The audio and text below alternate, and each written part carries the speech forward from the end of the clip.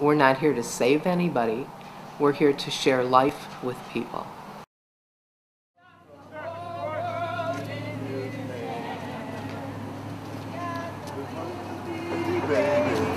In his hands, he's got the little bitty baby. In his hands, he's got the little bitty Sister Mary Margaret dubbed the north side our monastery garden, and we think she was pretty right on that. So when we occasionally take part in a prayer walk or to network with our others in the neighborhood and putting on peace dinners and so on, we don't feel like that's outside of our monastic contemplative life. It's just the overflow, and it's a part of the building of community. We're all kind of saying, what should we do with what we read in the gospel and what we hear these documents of the bishops coming out that are so insisting on doing something with the poor or investing something of our own selves. So we prayed for a long time, and it was decided that we should make a foundation somewhere in the midst of the poor instead of being in a lovely setting with a nice monastery. And it was decided by consensus that we would come to the Twin Cities. To welcome you to our neighborhood night of peace. They mean so much to us. They're more than just friends. They're like family. My mom's totally in love with them. And they've been really helpful.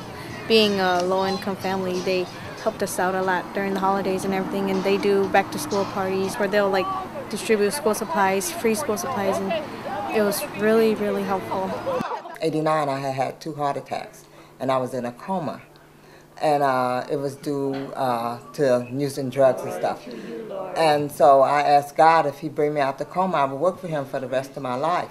So when I came up here and I met the sisters, that's how I got involved with them, because I kept going back to them with prayer and stuff. So I'm just telling y'all, man, while you got a chance to live a good life. We're really comfortable with them, whereas we wouldn't be with anyone else. I mean, the Hmong people are usually kind of shy and just stick within the Hmong community, but it's not like that with them. And we speak to them of our religion, and we go to them with family problems too, and they help us out a lot. From the time I met Mary Frances, I knew we were going to be friends. Sister Catherine is the one that I kind of go to when I'm in crisis. Right, with Sister Mary Frances, that's my heart. She's my angel, I put it like that, because whenever I have any kind of problem stuff, I can go to her. God used these sisters in my family's life during a very sad time, but also a very miraculous time. They feed me more than often. I think that's probably the key, that the faith that our neighbours have, it would just knocks me over sometimes, even in the most desperate situations that I think I just couldn't do it. I just couldn't do it.